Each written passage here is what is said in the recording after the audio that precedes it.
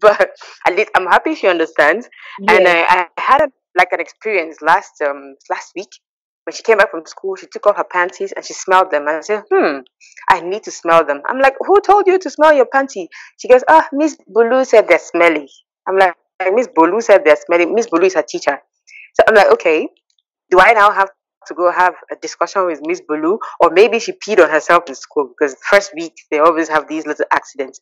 But that was already an indication that she knows that part. It's a part where it's sensitive. You have to keep it clean because of the things I say, and you put your panties in this place and we wash it. So from a very young age, from 2, create boundaries, and then slowly explain to them that somebody cannot, something as simple as a kiss, because children are so unsuspecting that, and 80 to 90% of the abuses are from people within that circle that they least suspect. It's not from outside, it's not from school. So it's usually something like a little kiss. You carry somebody, they start touching you in funny places. And I always tell her the second thing is shout if something is not comfortable. I don't care how hard you scream or how hard you scream. Tell mommy. So if I touch her bum bum, she screams, "Mommy, don't touch my bum bum." I'm like, okay, that's fine. You don't have to scream at me. Scream about somebody else. But she always knows that if you touch something, they make that noise. It may sound silly, but it would draw your attention that bum bum was touched. You have to check, is it appropriate or it's not. So those are 2 things that I put there. It's working fine for me, at least for now. Thank you, Brown. I really like your input about creating boundaries. It's really important. And I think, yes, one can really teach a child as young as 2, 3 about boundaries and that they can understand. So, totally, Can I um, add something? agree. Yes, please go ahead. Okay. Brown said something which I want to react to. Those of us parents, right, who are of, I wouldn't say African descent, but most parents, right, we tend to use pet names for vagina and penis. Right. I know that it makes it easier, it makes it harmless, it makes it nice, sweet.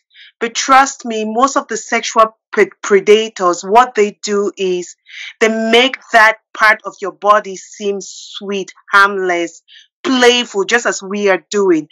From the onset, I called my boys penis. It's a penis. I want them to call it a penis. And they grew up calling it penis without even blinking. I can remember my ex-husband used to have a tough time calling it a penis. He would go pee-pee man, and I told him, no, I don't want them saying pee-pee man. I want them saying penis.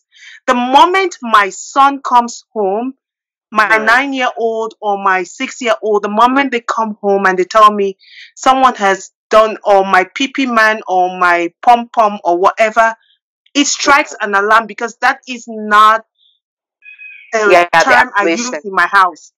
That is not a term I use in my house. So I do not try to sweeten it. I tell them it's a penis. 2, setting boundaries. We break boundaries by telling children, just like Brown said, her daughter would say, "Oh, don't wash my vagina," and she would go ahead and say, "No, I have to wash it." We start by breaking their boundaries that way. If she says, like you're doing, you're very right. If she says, "Mama, I want to wash my vagina by myself," let her do it. Let her do it. Definitely. Stand at a distance and give her the instruction and say, "Hey, you have to open your labia and wash it properly so that it doesn't smell." Correct. Right. That is very important, because what happens most of the time is we start breaking their boundaries from childhood by doing things that they intentionally say stop, and we start pushing that stop signal away, waving it off, and continuing to break their boundaries. Now we are doing it from a place of authority. What stops, for example, a class teacher who has authority over the children? What stops him from not breaking that boundary? If you as a parent, you have continuously broken down that boundary, simply swatted off her stop signal, all the time. So it's important to keep them, to keep that boundary that they are erecting by themselves. I'm not saying try to make your child to turn into a recluse, but I'm trying to say, if the child says, no, mama, stop, have a discussion with the child and ask, why are you asking me to stop? Do you feel comfortable doing this by yourself? Okay, go ahead. You're a big girl. I'm empowering you to do that. And that sign gives the child authority over authorities, if that makes sense. Now, yes. Okay. Yeah, I have one last thing I wanted to say, which is a tip I learned from one lady called Cecilia Bleecker. She has a foundation which is called the Bleecker Foundation. She does a lot of talks about she herself. She's a very good orator. I attended one of her talks. She talks about teenage pregnancy, empowering young teenage people, girl and boys. Not only girls. Um, and one of the things that I learned from her was, we call it in German the Ampel system. What's Ampel in English, Linda? Traffic light. Like the traffic light system. Okay. So what I do with my kids, and it's a tip that I've given to so many people, and I think it helps, is give them for areas of body parts. They have the red part, the yellow part, and the green part. The green part are the parts that you can shake hands with people, you can touch people's feet, you can touch someone on their head. That's green. The yellow part starts going towards the bum, like someone comes and rubs your bum, or has free touches on your breast or your chest area, be it a boy or a girl. You're also sensitive around your breast area. The red parts are your lips, your mouth, your penis, your anus, all of those areas. Those are your red areas. And I give my kids the signal. If I touch them, my son who is 6, if I touch him on his penis, he tells me, Mama, red area, Mama, you can show me from a distance, don't touch red area. It helps. It gives the kids an indication that they can stand somewhere. Even in kindergarten, I've been told that in kindergarten, my son says, oh, this is a red area for this girl, don't touch it, because it tells them this is something that someone cannot do to me, and so I cannot do that to someone else. So this light system is a good indicator of where should I touch someone and where can someone touch me. Right. Very valid. Thanks so much, very much. Thanks so much, Dora, for your very valuable input. If I may summarize, I really like the point you made about really calling the private parts their names. They have names, right? So penis, anus. It's really important. And the part you said where your son came back home and was saying "pipi man" and calling all these sweet names, and you don't use those terms at home. So it told you that he heard that from somewhere else, and these are little signals that could alert us to maybe something not being quite right. And then also very, very important point which you made about us as parents having the tendency to break the same boundaries that we set. Um, and a child at that age, if we are breaking the boundaries, as you said, what prevents another person of authority, like a class, which can doing the same? So we should really refrain from breaking the same boundaries. Just as Dorothy said, we could always take a step or two back, stand from a distance, and if we feel we don't know how to, for example, wash their vagina quite well, we could give instructions on that distance and respect their privacy, even as parents. We should learn to respect the kids' privacy. And I haven't heard about the third point. I haven't heard about this woman before, but I will definitely look her up. And I really like her technique about the traffic light system with the green light, the red light, and the amber.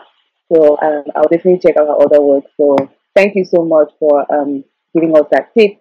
And yeah, does anyone else have anything to say on this? Otherwise, I would move to the next question.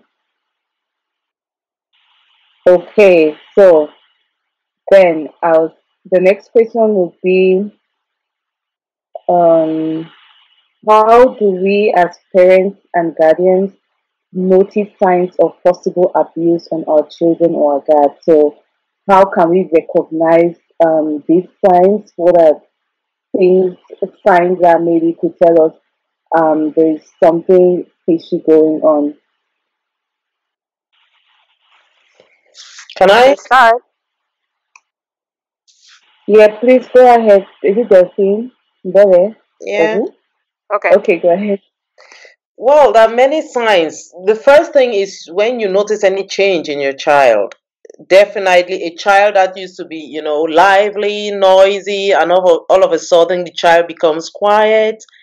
You notice your child is kind of avoiding a particular person who the child used to be, comfortable with.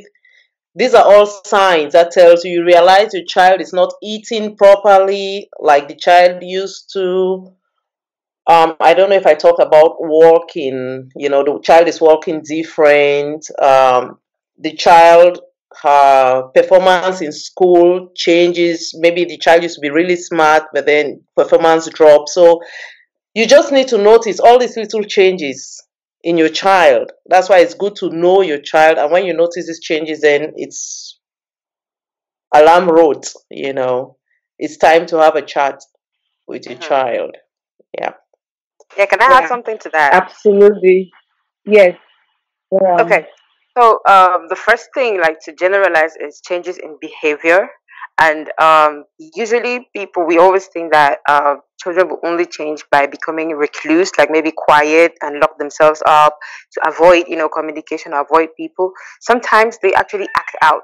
So we have to be very key in noticing what changes in behavior are happening. Are they getting too quiet and isolating themselves, or are they acting out, like fighting in school, bullying other people, being disrespectful? Because sometimes, depending on the age, their reactions might be different. I always try to look at the experiences that I had, like around me when I was growing up. One of my cousins, she was I think about 12 or something.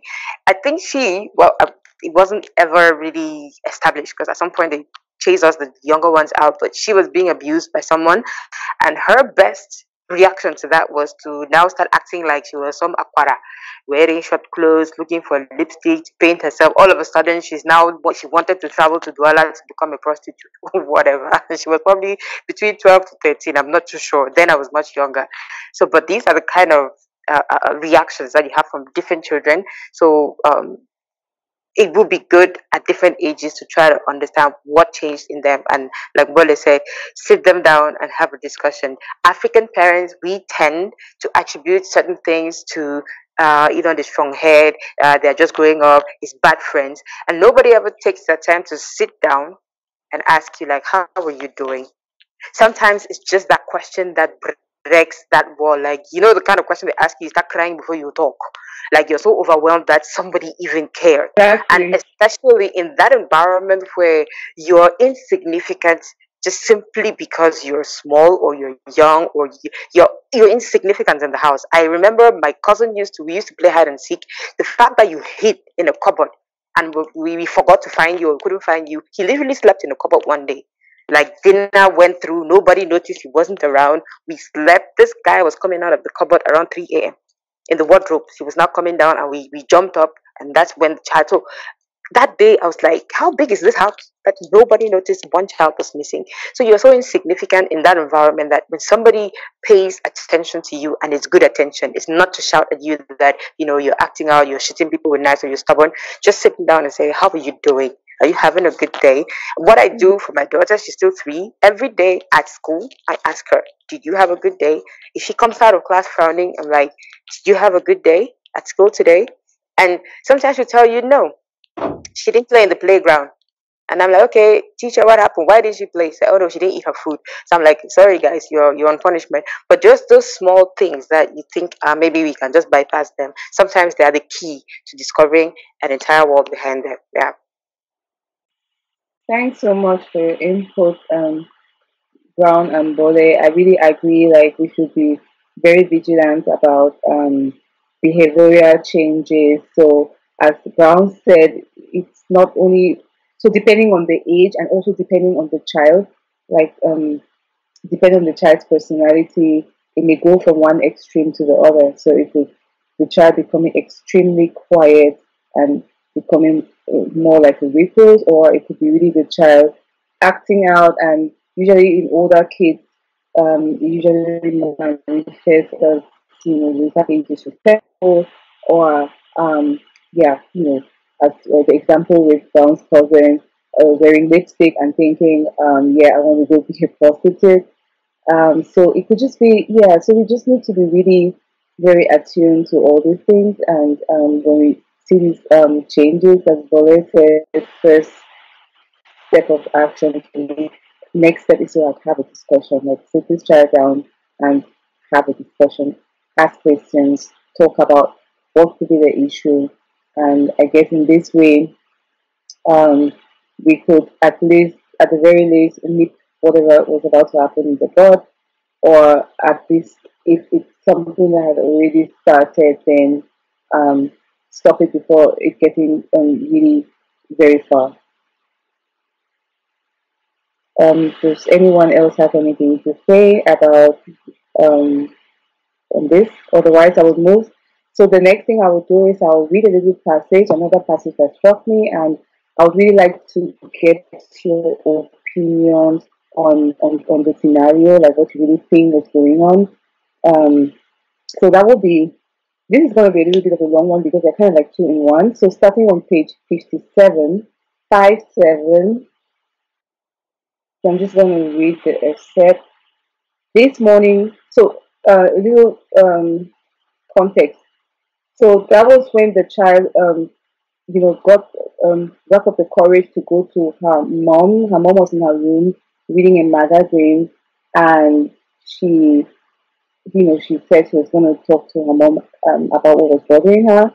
So she went up to her mom and she said, "This morning, Uncle George asked if you had." She looked a bit surprised, but she kept her eyes on what she was reading. So that was her mom. Then her mom said, "Why did he ask you?" I shrugged my shoulders as I became a little worried since her temperament had changed. "I don't know. He asked if I knew what they were used for." She finally looked at me. "And what did you say?" This was not the reaction I was expecting. It sounded like I was already in trouble. Would she be mad that I told George I had seen her put pads in her underwear? I didn't say anything. She kept her gaze on me, and I could tell she knew I was lying. She was quiet for a moment, then turned back to her magazine. "Not bring those their dirty habits here," she said. I did not know what dirty habits she was referring to, but I was relieved not to have told her what I actually told George about seeing her use pads in her underwear. She turned the page over and continued reading. I felt brave enough to bring up the next topic. Uncle George also asked if I knew something called menses. Again, she kept her eyes on the magazine in front of her. "And what did you say?" I told him I don't know what it is because I've never heard of it before. Although I was not facing her at this point, I guess her silence meant she was thinking about what I had just told her. But she said nothing more, and for some reason, I too said nothing further. After a while, I went to my room and lay in bed, wondering if she was upset with me. So that's what I wanted to read, and I would just like to get all your opinions on um, how you interpret the mom's reaction, her behavior, and if you can understand why she acted the way she did. Do you have any hypothesis about why she acted that way? So, who wants to start?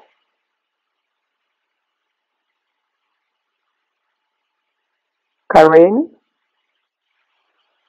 I would Okay. like to say, I don't know if the mother was so busy or so serious because I think just the question KB told her all that George has been asking was enough signal or red light for her to know there is something he hasn't done, like educating her about like what is as per her age. It was already 8 years. There are kids who menstruate at 8 years, so it means she hadn't yet educate KB on what is menses or menstruation, or what you have to use when you start menstruating.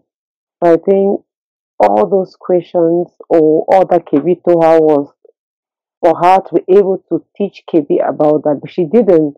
She acted in a way that scared her, and she was silent and she couldn't open up anymore. Yeah, thank you so much, Karin, for that input. Um, yeah, Can I I find say it something? okay. Delphine, go ahead, brother. Added to what Karin said, I think it's just what we already discussed earlier. This is a typical example of, parents being uncomfortable talking about sexuality with their children, Mm. because I think the mother herself was uncomfortable, and that's why she didn't talk about it with her daughter. Because later on, if you continue the book, you realize she actually went and confronted George about it. But that was a mistake she made, because she was actually supposed to talk with her daughter. But I'm sure it was that kind of, how can I talk about this with an 8-year-old girl? And that's that problem of communication, and being comfortable talking about the body and sexuality with your children. Thank you, Delphine. Anyone else? Okay. Yeah, I really, I want, I think Delphine, you hit the I nail on the want to, head. Okay, Delphine. I wanted to say something. One, I totally concur with what Delphine just said, but there's also a second part of it that ties down with something that I call the busy parent syndrome. We're so busy because she didn't even take her eyes off her book. She didn't even look at her child. She did If she spared a look at her child, or if she knew her child, which comes to spending time with your child, getting to know them, know when they're in discomfort, know when they're apparently distraught, which was Kebi's case, because she was just looking for an opportunity to unleash what she's been going through, right? But her mother was so busy. I don't know about her mother, but maybe her mom had just come back from work. She's had a tiring day at work, and she was like, "Oh, maybe Piki no just can't disturb me with wahala," kind of. But um, to me, it points to the fact that we need to take time off to spend time with our children. If you spend time with your children, you would understand the signals. If you spend time with your children, spare them. I know there's so many times I find her mother in this situation, I found her mother so dismissive. So dismissive. There's so many times when my kids will come and say, Mama, da da da, and I just go like, you know what, you guys just give me 5 minutes. Of course, you cannot react like that all the time. But there are times when, as a mother, you need to have that instinct. You need to smell foul. You need to be able to smell foul. I Okay, maybe because it's fiction, or I don't know if it's how much fiction is in there, but I would have sensed something. I would have sensed something. I remember the growing up, there was a day my my mom was talking in our living room with one of her co-workers. I was in the primary school. I can never forget. And I went to the toilet, made a pee, and I flushed the toilet, and blood came up. And I went to my mother and I said, "There's blood in the toilet all over." And my mom was, bam, she started react. I was like 7 or 8. My mom's reaction, I will never forget. She bundled me up, carried me to her room, opened my legs to look if I was bleeding. Like, she was immediately disconcerted. She was immediately alarmed. I could actually see her panicking. I was 7 or 8. I was not supposed to be bleeding. How come there's blood in the toilet? And until she actually went to the toilet and realized that the blood was coming from a pad that my cousin had thrown into the toilet and did not flush properly, you know. But that minute when I said, Mommy, there is blood all over in the toilet, her first instinct was, check this child up, check this child up. And I think that's a normal motherly instinct, and that's something that we need to develop.